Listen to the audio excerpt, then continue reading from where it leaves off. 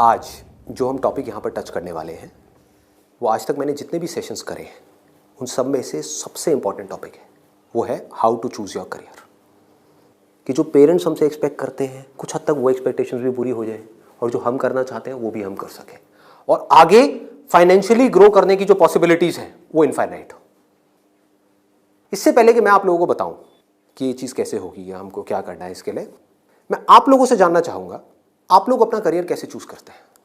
Sir हम career choose करते हैं जो हमारे पेरेंट्स आपस में सोचते हैं, जो बनना चाहते हैं वो सोचते हैं कि इसमें हमारा चिल्ड्रन फाइनेंशियली सही सक्सेसफुल हो सकता है और हो सकता है वो हमारे दिमाग में पहले से बचपन से सेट कर देते हैं कि आपको ये बनना है। और हम छोटे होते हैं तो हम सोचते हैं कि यही हमारे लिए अच्छा ऑप्शन होगा, इसमें सक्सेसफुल हो सकते हैं। फिर वो बच्चे वही करने लग जाते हैं और फिर ये 90% बच्चे इससे चुनते हैं। मोस्टली क्या होता है कि फ्रेंड सर्कल के दबाव में आकर लोग भेड़ चाल में आकर कर लेते हैं, फ्रेंड ये करना तो हम भी ये करते हैं। सर बेसिकली जो होता है वो पेरेंट्स हमारे बोलते हैं कि 2 साल पहले उसने वो करा था, आज वो सक्सेस है। वो जो है तेरे बड़े भैया जो है वो आज यूएस में बैठे हैं, ये जॉब कर रहे हैं। तो बेसिकली ये कहते हैं कि तू भी ये कर ले, तू भी उसकी तरह स्टैंड हो जा। कोई इंटरेस्ट के बारे में बात नहीं करता कि हमारा इंटरेस्ट किसमें है किसमें नहीं है। सर वो पेरेंट्स जब हमसे पूछते हैं कि आप ये नहीं करना वो नहीं करना तो बताओ क्या करना है, तो सर कई बार ये भी होता है कि हमारे पास ये जवाब नहीं होता, हम क्या करें, हमें यही नहीं पता होता।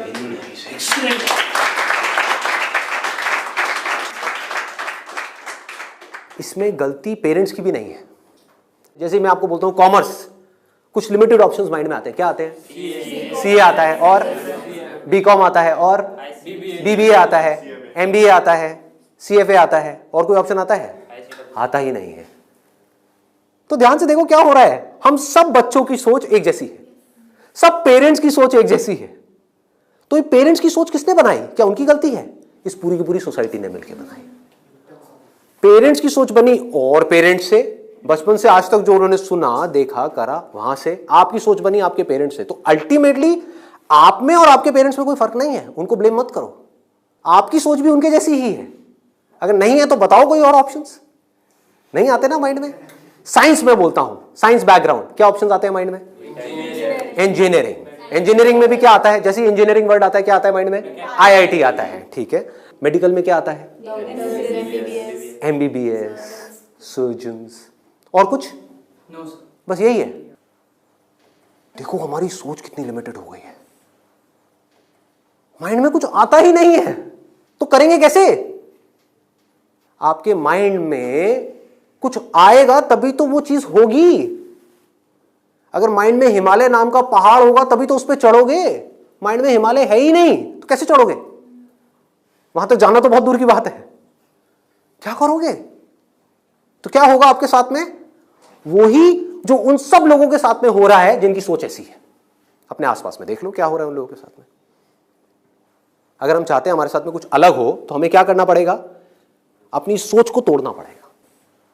सबसे पहले समझेंगे कि एग्जैक्टली हो क्या रहा है, फिर ये देखेंगे कि हम क्या कर सकते हैं और क्या करना है। इसको आप पीछे सर्कुलेट कर दीजिए।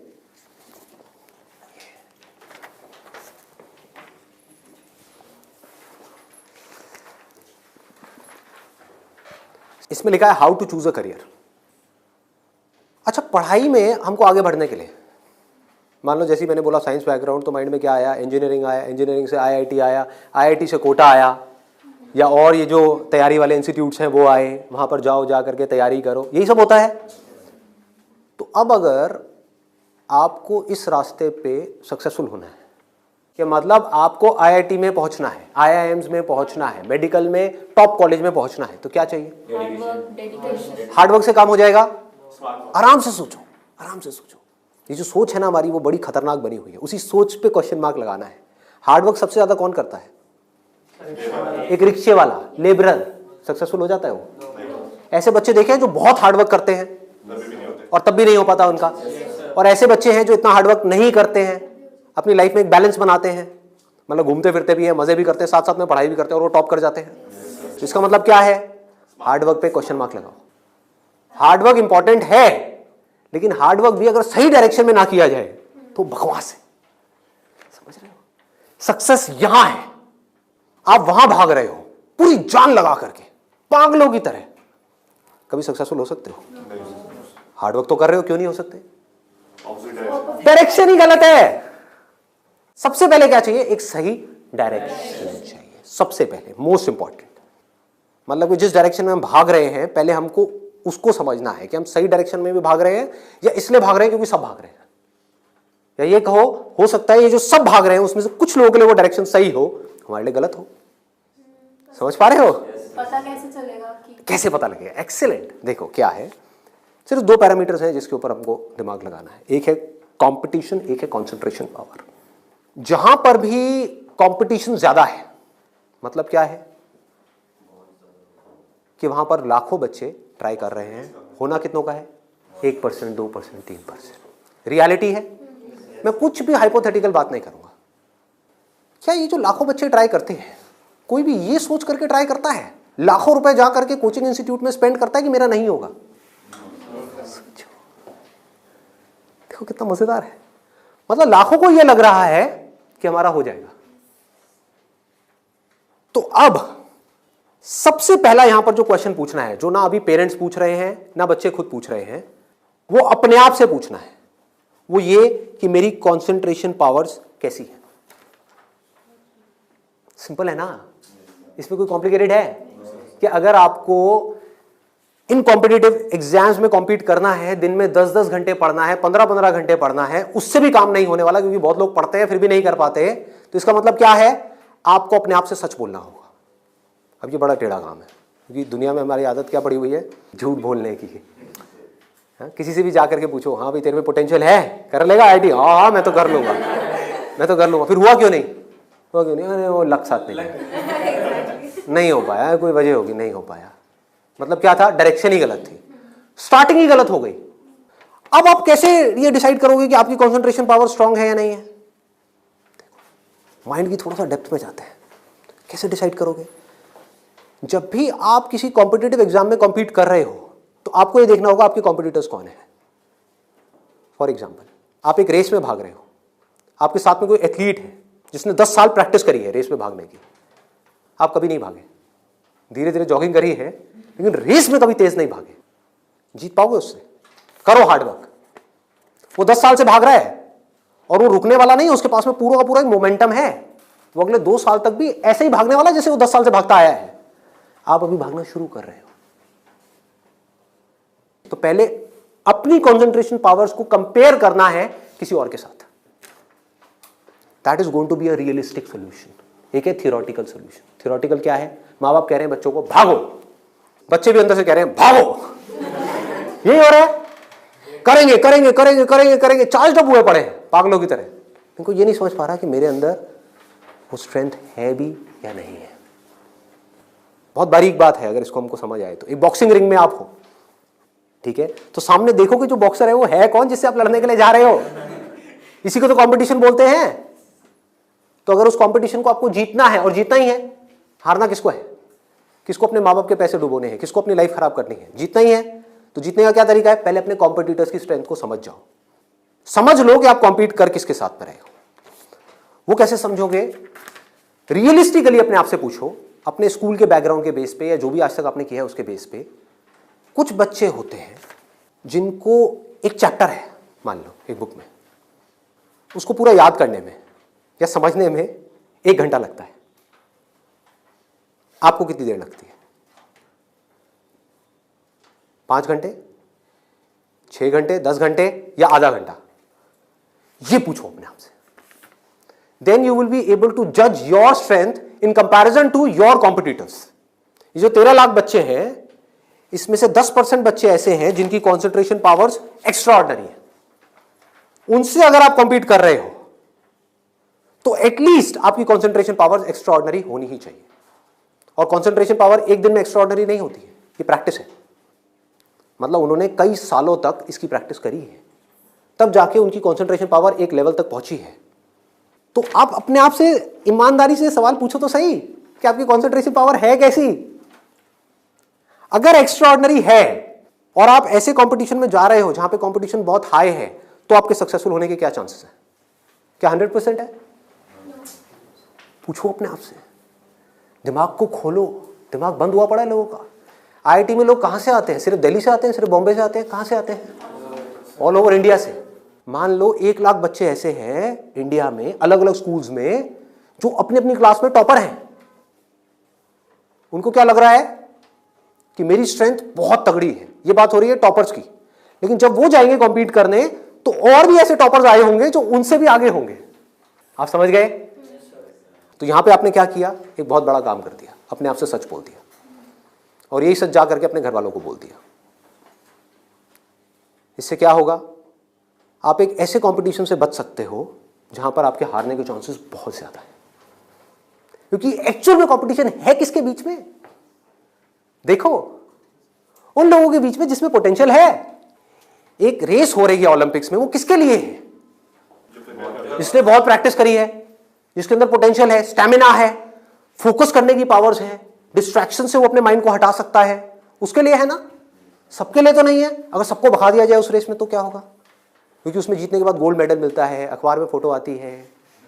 अखबार में फोटो आती है ना, इन कोचिंग इंस्टीट्यूट्स की फोटो आती है, नाम लिखे होते हैं, ऑल इंडिया रैंक ये है, ये है, ये है। उसको देख करके क्या होता है माँ बाप की हालत? उनको उसकी फोटो नहीं दिख रही होती, अपने बच्चे की फोटो दिख रही होती है। यहाँ पे आने वाले इतने साल बाद मेरे बच्चे की फोटो होगी, मेरी बेटी की फोटो होगी, उसकी ये रैंक होगी। यहाँ से क्या हो रहा है? हम अननेसेसरी अपनी एक ख्याली दुनिया खड़ी कर रहे हैं। पेरेंट्स ने अपने दिमाग में एक ख्याल बना लिया। अब यहाँ तक प्रॉब्लम नहीं है, उन्होंने वही किया जो होना था, सबके साथ होता है, कौन नहीं चाहेगा? गड़बड़ कहाँ हुई? आप भी इस खेल को नहीं समझ पाए, आप समझ ही नहीं पाए हो क्या रहा है। ये जो कोचिंग इंडस्ट्री है आज की डेट में 1.5 लाख करोड़ की इंडस्ट्री है। ये पैसा कहाँ से आ रहा है? हम सबसे आ रहा है, हमारी जेब से आ रहा है। तो अगर इस खेल को हम समझ जाएं, हमारे पेरेंट्स नहीं भी समझ पा रहे क्योंकि वो तो सपने देखेंगे ही, और हम जाकर के बोले ये सपना आप अभी रोक दो, इस पे लगाम लगाओ, देखो पहले कि आपका बच्चा कहाँ स्टैंड करता है। गाड़ी आपके पास में 800 और कॉम्पीट करने की बात कर रहे हो फेरारी वालों से, बट इसका मतलब ये नहीं है 800 बुरी है। आप समझ गए मेरी बात? रेस में बुरी है, बट दिल्ली की सड़कों पे, पुरानी दिल्ली में फेरारी अच्छी है, 800 अच्छी है? 800 अच्छी है, ज्यादा सक्सेसफुल है। बट वही अगर उस रेस में चली जाए जिसमें सब भाग रही हैं और सारी 800 नहीं है, फेरारीज है, एक से एक फेरारीज है, किसमें कितनी आग लगी हुई है वो आपको पता ही नहीं है। आप समझ पा रहे हो? कोई आ रहा है कहीं से, उस बच्चे में कितनी आग है और कितना पोटेंशियल है वो आप सपने में भी नहीं सोच सकते, और आप उससे लड़ने की बात कर रहे हो। किस बेस पे? क्योंकि मेरे घर वालों ने ये सपना देखा है और मुझे सपने को सच करना है। पोटेंशियल है या नहीं है? पूछो अपने आप से, तो आपको क्लियर कट जवाब मिलेगा। क्लियर कट 10% लोग ऐसे होते हैं जिनमें एक्चुअल में पोटेंशियल है इन एग्जाम्स में कॉम्पीट करने का। तो if you are there in that top 10% category, तो अब आपका हार्डवर्क यहां पे काम आने वाला है। Depending upon your hard work, बशर्ते आपके अंदर पोटेंशियल हो। फॉर एग्जाम्पल फेरारीज की रेस हो रही है, उसमें आपने पूरी जान लगा दी, एक सेकंड के लिए भी डिस्ट्रैक्ट नहीं हुए। ठीक है, डिस्ट्रैक्ट होने में 1 सेकंड लगता है। डिस्ट्रैक्शंस वाला मेरा सेशन है पावर ऑफ फोकस, वो देखा होगा आप लोगों ने। बहुत तरह की डिस्ट्रैक्शंस हैं। मान लो आप हो तो फेरारी, लेकिन डिस्ट्रैक्ट हो गए, रुक गए, रेस यहां हो रही है, आप यहां चले गए, आउट है कि नहीं? तो आपको पूरी तरह से फोकस्ड रहना पड़ेगा, हार्डवर्क करना होगा, डेडिकेशन चाहिए, डिजायर चाहिए, सब कुछ चाहिए। लेकिन सबसे पहले क्या चाहिए? इंजन में दम होना चाहिए, अंदर वो पोटेंशियल होना चाहिए, एक्स्ट्रा ऑर्डिनरी कॉन्सेंट्रेशन पावर्स होनी चाहिए। ये बात हमको समझ क्यों नहीं आ रही है? अब क्यों चाहिए कॉन्सेंट्रेशन पावर्स? कभी सोचा है? 2 तरह के काम है इस दुनिया में, एक वो जिसमें हमारा इंटरेस्ट है, दूसरा वो जिसमें इंटरेस्ट नहीं है। जहां इंटरेस्ट नहीं है वहां पर कॉन्सेंट्रेशन पावर्स का स्ट्रांग होना बहुत जरूरी है, जहां है वहां पर नहीं है, क्योंकि वहां तो ध्यान लग जाता है।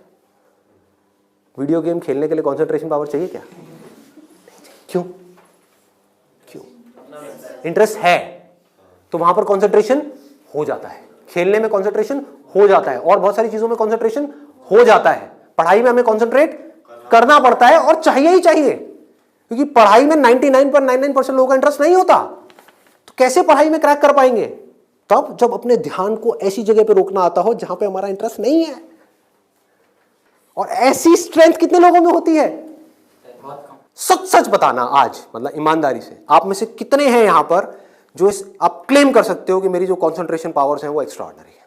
ऑनेस्टली आपकी है, let's give a big hand for him. हम सब में से सिर्फ एक की, और ट्राई कौन करते हैं? सब करते हैं। मेजॉरिटी ऑफ पीपल, सब तो नहीं कह सकते, मेजॉरिटी ऑफ पीपल करते हैं। है ना खतरनाक खेल। और एक बहुत बड़ी चीज हुई है अभी यहां पर, आप में से सिर्फ एक ने अपना हाथ उठाया, बाकियों ने नहीं उठाया। इसका मतलब आपने क्या किया? सच बोल दिया, एक्सेप्ट कर लिया। अगर अपने घर पे भी एक्सेप्ट कर लो तो क्या होगा? खेल शुरू होने से पहले ही खत्म हो जाएगा। अगर ये मेजॉरिटी ऑफ बच्चों को समझ आ जाए, इंडिया में लाखों बच्चे मेरी वीडियोस देखते हैं, उनको ये समझ आ जाए और वो अपने आप से सच बोल दें, अपना हाथ ऊपर ना करें, अपने घर पे जाकर के बोल दें मेरी कंसंट्रेशन पावर एक्स्ट्रा ऑर्डिनरी नहीं है। हाँ, मेरी क्लास में कुछ 4 बच्चे हैं, उनकी है, वो भी कॉम्पीट करने जा रहे हैं, उनको करने दो। मुझे नहीं लगता कि मैं जीत पाऊंगा इस खेल में। हाँ, कुछ और ऐसे खेल हैं जहां पर मैं फाड़ दूंगा। तो क्या होगा? अब क्या आपके पेरेंट्स भेजेंगे आपको? पहले ही बोल दो, आपने भेजना है भेज दो, लेकिन आपका पैसा डूबेगा। 5 लाख डुबोने हैं, डुबो दो। भेजना है भेज दो, मुझे पता है मेरा नहीं हो पाएगा। ये झूठ है, ये नेगेटिव थिंकिंग है, या ये रियलिस्टिक थिंकिंग है? समझो, realistic thinking, that is the biggest thing जो हमको समझना है। पॉजिटिव थिंकिंग का लोग मतलब क्या निकालते हैं कि मेरे पास में मारुति 800 है और मैं ये एक्सेप्ट ही ना करूं कि मेरे पास में मारुति 800 है, मैं अपना एक ख्याल बना लूं कि मेरे पास में फेरारी है और जाकर के कॉम्पीट करूं ऐसे लोगों के साथ में जिनके पास में एक्चुअल में फेरारी है। फर्क पता लग रहा है? और ऊपर से अपने आप को पॉजिटिवली अंदर से मोटिवेट करता रहूं। घर वाले भी मुझे रोज फोन करके, नहीं बेटा तू कर सकता है, कर सकता है, कर सकता। रियलिटी को देखो ही ना, अपनी स्ट्रेंथ को देखो ही ना, अपनी आंखें बंद कर लो, सच बोलो अपने आप से। जीत सकते हो तो लड़ो, नहीं जीत सकते तो कोई ऐसी जगह पे जाओ जहां पे आप जीत सकते हो, या बेटर स्टिल जहां पे कोई कंपटीशन ही ना हो। आगे बढ़ते हैं। दूसरा क्या है? ये तो हो गई पहली कैटेगरी, एक्स्ट्रा ऑर्डिनरी, जो यहां पर अभी कोई भी नहीं मिला, सिर्फ एक मिला है। दूसरा है ऑर्डिनरी। 90% लोग एक क्लास में, 90% स्टूडेंट्स इंडिया में वो इस सेगमेंट में आते हैं। अब मजे की बात क्या है, ये जो कोचिंग इंस्टीट्यूट्स हैं, इनकी दुकानें कैसे बच्चों से चल रही है? ऐसे बच्चों से। कुछ रोल मॉडल्स दिखा करके, देखो हमारे इंस्टीट्यूट से ये है, उन्होंने ये कर दिया, जनता को लेकर के आएंगे, जितनी ज्यादा भीड़ आ जाए उतना अच्छा। तो इस पूरी प्रॉब्लम को अगर सॉल्व करना है तो कौन करेगा? एक स्टूडेंट ही कर सकता है। आप चाहो तो स्टैंड ले सकते हो। स्टैंड मतलब क्या? सच बोल दो। ऑर्डिनरी लोग 90% ये कहां जा रहे हैं? हाईली कॉम्पिटिटिव फील्ड्स में जा रहे हैं। क्यों जा रहे हैं? क्योंकि सब जा रहे हैं, क्योंकि उन्हें लग रहा है कि मेरा हो जाएगा। मैं ये नहीं कह रहा कि अगर आप ऑर्डिनरी हो और एक हाई कॉम्पिटिशन वाली फील्ड में जा रहे हो तो आपका नहीं होगा। I am not saying that the possibility is 0%, I am saying possibility is 1%। Genuine है वो भी तब है अगर आप मेहनत करो तो। अगर वहां जाकर के मेहनत ही ना करो तब तो बिल्कुल नहीं होगा। अगर आप बहुत मेहनत करो तो 1%। क्योंकि मैं हिम्मत नहीं तोड़ूंगा ऐसे लोगों की। लाखों ऐसे स्टूडेंट्स हैं जो आज की डेट में ऐसा कर रहे हैं। बट ये वीडियो मैं सिर्फ अभी करंट सिचुएशन के लिए नहीं बना रहा, मैं आगे तक देख रहा हूँ। आने वाले 20 साल, 50 साल, 100 साल आगे तक देख करके चल रहा हूँ कि इंडिया की प्रॉब्लम्स का अगर हमको सोल्यूशन निकालना है, अनएम्प्लॉयमेंट का सोल्यूशन निकालना है, डिप्रेशन का सोल्यूशन निकालना है, तो वो सोल्यूशन क्या है? मेरी सोच वहां पर चल रही है। इसकी वजह से होगा क्या? अभी जो ऑलरेडी ऐसे ऑर्डिनरी स्टूडेंट्स हैं और वो ऐसी जगह पे चले गए हैं, तो उनकी हिम्मत टूट जाएगी इस वीडियो को देख करके। तो मैं उनको क्या कहूँगा? उम्मीद है, लगा दो जान। बस साथ में क्या कहूँगा उन पेरेंट्स को जो अब ऐसा गेम खेलने वाले हैं, उन स्टूडेंट्स को क्या कहूँगा? मोस्ट इंपॉर्टेंट जो मुझे देख रहे हैं, बड़ा सिंपल है कि अपने पेरेंट्स को जाकर के कहो मुझे नहीं लगता कि मेरे में पोटेंशियल है, मुझे नहीं लगता कि मैं कर पाऊंगा। हाँ, 1% चांस है। सच बोल दो, बोलो मैं ये नहीं कह सकता मैं कर ही नहीं सकता, 1% चांस, 99% चांस है मैं नहीं कर पाऊंगा। मैं जानता हूं अपने आप को, आप नहीं जानते, मैं जानता हूं। मुझे पता है अंदर से कि मैं क्या हूं, मुझे पता है अंदर से कि मेरे अंदर कितनी आग है, कितना पोटेंशियल है। मैं अपने दोस्तों के साथ में बैठ के पढ़ा हूं, मुझे पता है अंदर से कि मैं क्या हूं। तो आप क्या कहोगे? सच बोलोगे अपने घर वालों को जाके कि देखो अगर आप मुझे 2 साल तक की कोचिंग कराओगे, उसमें मान लो लाख रुपए साल की फीस हो गई, प्लस रहना खाना पीना व्हाटएवर इट इज, टोटल मान लो 2 साल में कितना खर्चा आया? 4-5 लाख रुपए। 5 लाख मान लेते हैं। तो आप बोलोगे अपने घर वालों को जाकर के, अगर अभी भी ये सब सुनने के बाद भी आप कहते हो कोई बात नहीं बेटा 1% चांस है, तू कर ले, तो मैं आपको एक बेटर ऑप्शन देता हूं प्रैक्टिकल रियलिटी के बेस पे। यहां पे अगर आपके पेरेंट्स आपके ऊपर दाव लगाते हैं, जीतने के चांसेस क्या है पेरेंट्स के? 1:100। इससे बेटर ऑप्शन क्या है? गोवा जाओ। Seriously, I am serious about it, मजाक नहीं कर रहा। गोवा जाओ, वहां पे कैसीनोज हैं, वहां पे अगर आप 5 लाख रुपए लगाते हो, एक रूले करके गेम है, पता है आप लोगों को? सारे जुआरी हैं क्या यहाँ पे? रूले गेम है जिसमें एक बॉल घुमाते हैं, 36 नंबर होते हैं और एक 0 होता है। वहां पे अगर आप 1 नंबर पे पैसा लगाते हो और वो नंबर आ जाता है तो 1 रुपए आपका बन जाता है 36 रुपए। जीतने की प्रोबेबिलिटी क्या है? 1:37। यहां पर क्या है? 1:100। वहां पर क्या है? 1:37, मतलब इससे डबल से भी ज्यादा है।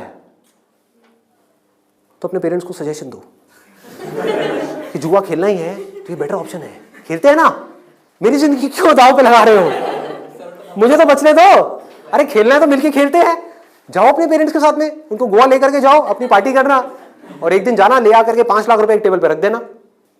अगर वो नंबर आ गया तो कोई भी नंबर चूज कर लो, आपके पेरेंट्स चाहते हैं आप नंबर 1 पे आओ, ऑल ओवर इंडिया में आपकी नंबर 1 रैंक आए, तो 1 नंबर पे पैसा लगाओ जुए में।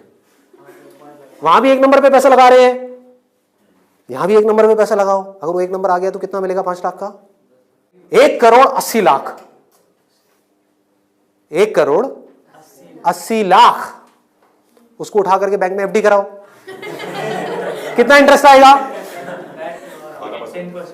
12%। तो अब टाइम गया। आप मान लो टैक्स वैक्स काट के 7-8% भी आ गया आपके हाथ में, महीने का 1,00,000 रुपए, साल का 12 लाख रुपए। सोचो क्या ये प्रैक्टिकल है या नहीं है? जो बात मैंने बोली है थियोरेटिकल है, प्रैक्टिकल है? वहां भी जुआ है, यहां भी जुआ है। आप भी बोल रहे हो हाँ शायद मेरा हो जाएगा, पेरेंट्स भी कह रहे हैं हाँ शायद इसका हो जाएगा। प्रोबेबिलिटी हमारे सामने है, आपके होने की जो प्रोबेबिलिटी है वो हमारे सामने है। हाँ अगर आप एक्स्ट्राऑर्डिनरी में हो तो बात अलग है, मैं उसकी बात नहीं कर रहा। वहां पर आ गई 10% से 100%, तो वहां पर जुए का कोई कंपैरिजन नहीं है, ठीक है ना। बट अगर आप ऑर्डिनरी में हो और वहां पर जाकर के आप कॉम्पीट कर रहे हो, इससे बेटर ऑप्शन है जुआ। अगर घर वाले कहेंगे पैसा डूब गया तो जुए में, तो बोलो वो तो यहां भी डूब रहा है। हाँ? यहां भी तो डूब रहा है। फर्क क्या है? इसको बोलते हैं एक रियलिटी के बेस पर समझ करके सोच करके लिया हुआ डिसीजन। तो अब तीसरा ऑप्शन क्या है हमारे पास में? कोई ऐसा करियर चूज करो, देखो कितना मजेदार है, जहां पे आपको कंसंट्रेशन पावर की जरूरत ही ना हो, not required. If you love singing, concentration power चाहिए क्या? नहीं चाहिए, हो जाएगा। किसी खेलने में इंटरेस्ट है तो वहां पे कंसंट्रेशन पावर बहुत स्ट्रांग चाहिए क्या? हो जाएगा, घंटों तक हो जाएगा। एक है कंसंट्रेट करना पड़ता है, एक है कंसंट्रेशन हो जाता है, दोनों में बहुत फर्क है। इंटरेस्टिंग है तो कंसंट्रेशन हो जाता है, इंटरेस्टिंग नहीं है, बोरिंग है तो कंसंट्रेट करना पड़ता है, फिर चाहे वो पढ़ाई हो चाहे जॉब हो। ये छोटी सी सोच चाहिए, समझ चाहिए। अब यहां पे क्या चलेगा, इन फील्ड्स में कंपटीशन क्या है? आर्ट हो गया, स्पोर्ट्स हो गया, कोई भी क्रिएटिव फील्ड हो गई, वहां पर कंपटीशन क्या है? बहुत ज्यादा है उन लोगों के लिए जो मीडियोकर है। लेकिन अगर आपके अंदर टैलेंट है, कोई कंपटीशन नहीं है, क्योंकि दोनों को आपस में कंपैरिजन किया ही नहीं जा सकता, कोई नंबर्स नहीं है ना। ध्यान से समझो, जैसे आप किसी एग्जाम में जाते हो तो एक कंपेयर किया जा सकता है आपको किसी से, क्योंकि आपके आए 90%, किसी और के आए 99%, तो कंपैरिजन है। टैलेंट में क्या है? आपके अंदर एक तरह का टैलेंट है, किसी और के अंदर और कोई तरह का टैलेंट है। आप जो कर सकते हो वो नहीं कर सकता, वो जो कर सकता है वो नहीं कर सकता। एक सिंगर है उसकी अलग तरह की आवाज है, कोई और सिंगर है उसकी अलग तरह की आवाज है। अब यहां पे भी एक छोटा सा प्रॉब्लम है। प्रॉब्लम क्या है यहां पर? प्रैक्टिकली आप लोग बताओ कि प्रॉब्लम क्या है यहां पर इस तरह का कुछ करने में? स्कोप क्या होगा, क्या नहीं होगा? देखो अगर टैलेंट हो तो स्कोप होगा या नहीं होगा? होगा। बट ऑब्वियस, टैलेंट कैसे डेवलप होता है? प्रैक्टिस। और ये भी तभी काम आएगा जब इंटरेस्ट होगा। समझ गए ना? जितना ज्यादा इंटरेस्ट होगा उतना ही ज्यादा पैशन होगा, जितना ज्यादा पैशन होगा उतना ही ज्यादा पैशन के साथ प्रैक्टिस करोगे, जितना प्रैक्टिस करते चले जाओगे उतना ही टैलेंट बढ़ता चला जाएगा, जितना आपका टैलेंट बढ़ता चला जाएगा आपके लिए कंपटीशन उतना ही कम होता चला जाएगा। क्लियर है ना? बट आप इन सारे रूट से भागने के लिए वहां पर जा रहे हो तो भगवान ही मालिक है आपका। समझ गए? पढ़ाई के टॉर्चर से बचने के लिए जबरदस्ती कोई ऐसा काम नहीं है जो आपको बहुत इंटरेस्टिंग लगता है फिर भी आप कर लो, आपको हाँ ये सही है, तो आपका वही हाल होगा जो वहां पे कंपटीशन में बाकी लोगों का हो रहा है। मतलब आपको जेन्युइनली चूज करना होगा कोई ऐसा interest which you are extremely passionate about, extremely passionate about. ठीक है, इससे भी एक स्टेप आगे बढ़ते हैं। यहां पे प्रॉब्लम एक है बहुत सिंपल सी, जो मेरे पास में कमेंट्स आते हैं कि हमें पता ही नहीं है कि ऐसा इंटरेस्ट क्या है। I don't know what that interest is. मेरे लिए ऐसा कोई इंटरेस्ट नहीं है, कोई ऐसा टैलेंट नहीं है, कोई ऐसी स्किल नहीं है जो मैं कह सकूं कि हाँ इसके बेस पे मैं अपनी पूरी लाइफ स्टेक पे लगा सकता हूं। उनके लिए क्या सोल्यूशन है? आपके घर वाले चाहते हैं आपको डिग्री मिले, आप चाहते हो कुछ अपना करना, फाइनेंशियली भी सक्सेसफुल हो जाओ, तो उसका ऑप्शन क्या है? ये रहा। यानी कि आप बहुत ज्यादा टफ एग्जाम्स को क्रैक नहीं कर सकते, बहुत ज्यादा टफ पढ़ाई नहीं कर सकते, लेकिन आप पढ़ सकते हो। तो आप एक ऐसी फील्ड चूज करते हो जहां पे कंपटीशन लो है, जहां पे कंपटीशन कम है, और अगर वहां पर आप स्मार्ट वर्क करने लग जाओ तो आपके जीतने के जो चांसेस हैं, सक्सेसफुल होने के चांसेस हैं, that starts from 10% and goes up to 100%, as good as उन लोगों के कंपैरिजन में जो यहां पर टॉप पर है। और यहां पर कोई लिमिट नहीं है कि हम क्या कर सकते हैं। स्मार्ट वर्क को मैंने नीचे डिफाइन भी किया हुआ है कि what does smart work mean. It means developing your understanding, that is smart work. जो काम आप कर रहे हो उसकी समझ अगर आपको है कि आप क्या कर रहे हो, क्यों कर रहे हो, कैसे कर रहे हो, तो आप स्मार्ट वर्क कर रहे हो। समझ नहीं है बस कर रहे हो तो आप हार्ड वर्क कर रहे हो। अब इसमें मैं आपको एक प्रैक्टिकल एग्जांपल देने वाला हूं। एक सिंपल सा करियर मैं आपको बता रहा हूं, फिजियोथेरेपी। सुना इसके बारे में सबने? अभी कुछ दिन पहले मेरी नेक में थोड़ा सा पेन हुआ, मैंने गूगल पे जाकर के सर्च किया physiotherapy services at home in my area. Locality मैं नहीं बताऊंगा नहीं तो लोग मेरे घर आ जाएंगे। तो मैंने सर्च किया, वहाँ पर ऊपर कुछ लिस्टिंग्स आई, कुछ वेबसाइट्स आई, उसमें एक डॉक्टर का नाम मुझे मिला, उनकी मैं वेबसाइट पे गया, वहाँ जा करके उन डॉक्टर के बारे में मैंने 2-3 मिनट पढ़ा, समझा, मुझे अच्छा लगा पढ़ करके, समझ करके। उनको फ़ोन किया, वो मेरे घर पे आए, उन्होंने मुझे 7 दिन तक फिजियोथेरेपी ट्रीटमेंट दिया। वो एक ट्रीटमेंट का लेते हैं 500 से 700 रुपये, कई बार 1000 रुपये भी लेते हैं, depending upon the complications and time involved. मेरे से उन्होंने लिए 500 रुपये। मैंने उनसे पूछा कि आप दिन में ऑन एन एवरेज कितने ट्रीटमेंट्स करते हो? उन्होंने कहा एक दिन का ऑन एन एवरेज मैं 8 से 10 ट्रीटमेंट्स करता हूँ। मैंने कैलकुलेशन करी, दिमाग से लाया, 8 से 10 का मतलब क्या हुआ? 4 से 5,000 रुपये एक दिन का, एक महीने का नहीं, एक दिन का। कितना हो गया एक महीने का? लाख से 1.25 लाख रुपए।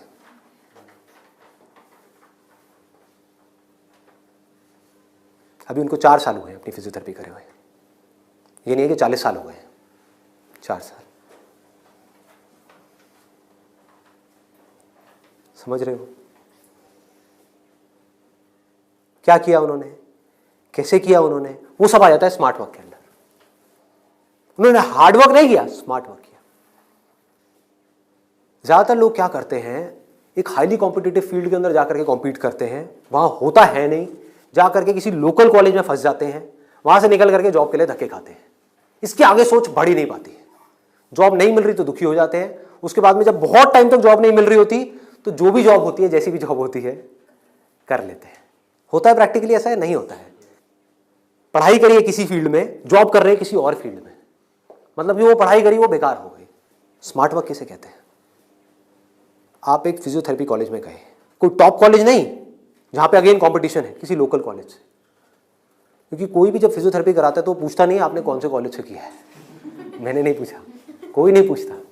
तो किसी भी कॉलेज से अच्छे से जा करके आप स्टडी करके आ गए, डिग्री लेकर के आ गए, आप कहीं भी जाओगे कभी भी आपको जॉब तो मिल ही जाएगी, जो सुन करके आपके घर वाले कन्विंस हो जाएंगे, कहेंगे हाँ ठीक है एक बैकअप प्लान तो है।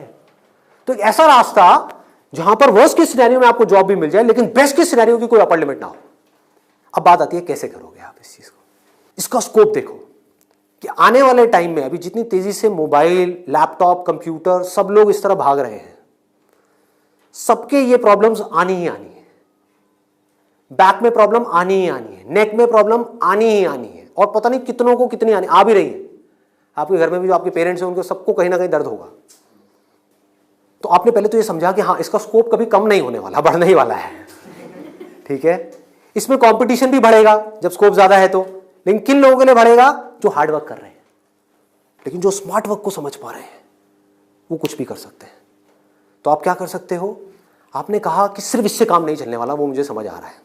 जैसे मैंने फिजियोथेरेपी का किया, सिर्फ इससे काम नहीं चलने वाला, तो इसके साथ में कुछ और चीजें भी हैं जो मुझे सीखनी पड़ेंगी।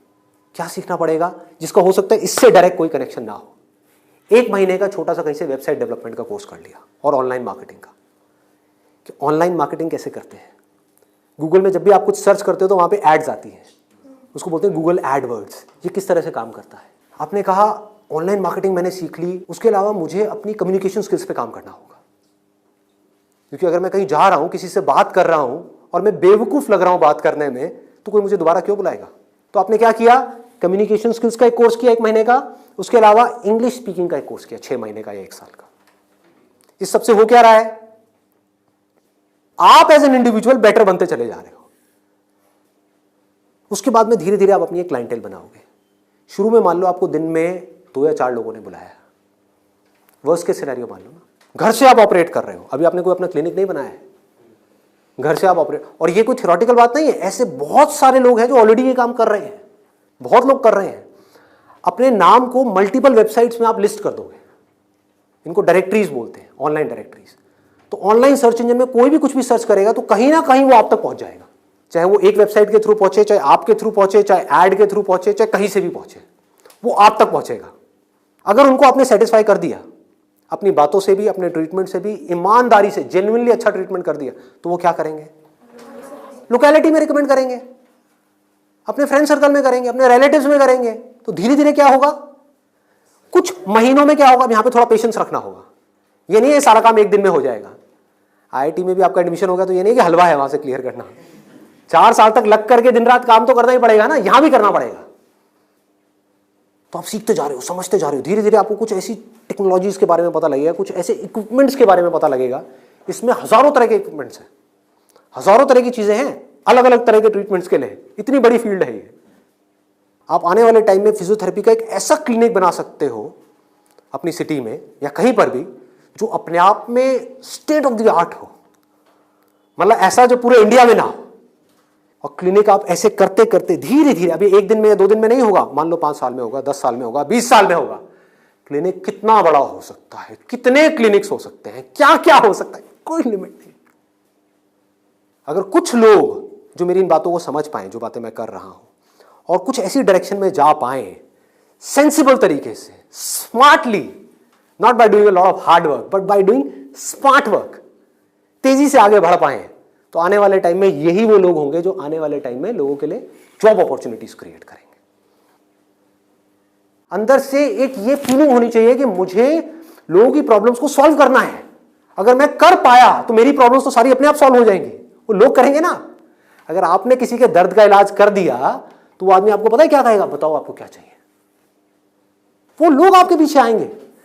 आपने उनको बोल दिया ना, नहीं मैं आज आपका ट्रीटमेंट नहीं कर रहा, नहीं नहीं डॉक्टर साहब आप बताओ कब आओ। मतलब कि अपने आप को अंदर से स्ट्रांग बना लो तो दुनिया भागती हुई आपके पास आएगी। ये एक रास्ता है। एक है अंदर से तो स्ट्रांग बनो मत और दुनिया के पीछे भागते रहो। भैया मेरा कुछ हो सकता है, भैया मेरा कुछ हो सकता है, भैया कहीं लगवा दो, जॉब लगवा दो, भैया ये भैया वो भैया वो। अरे काहे का भैया, समझे? ये एटीट्यूड चाहिए। डंके की चोट पे आप काम करो। मैंने लाइफ में जो भी काम किया है बिल्कुल एटीट्यूड के साथ किया है। ये मैं कर रहा हूं, आपको चाहिए तो लो, नहीं चाहिए तो आगे बढ़ो। Does not make any difference to me, क्योंकि मैं जो कर रहा हूं आई बिलीव इन इट। मैं कोई भीख नहीं मांग रहा हूं आपसे। और बहुत सारे लोग होते थे जिनको मैं मना कर देता था, जो मैं नहीं कर रहा तुम्हारा शूट, और वो जा करके 4 लोगों को पकड़ के ले आते थे, ये बंदा जेन्युइन है, इसमें दम है ना बोलने का। वो दम कहां से आता है? सोच से आता है। सोच को खोलो, बंद करके इसमें मत रहो, फाड़ दो। और फिर भी रहना है तो आपकी चॉइस है।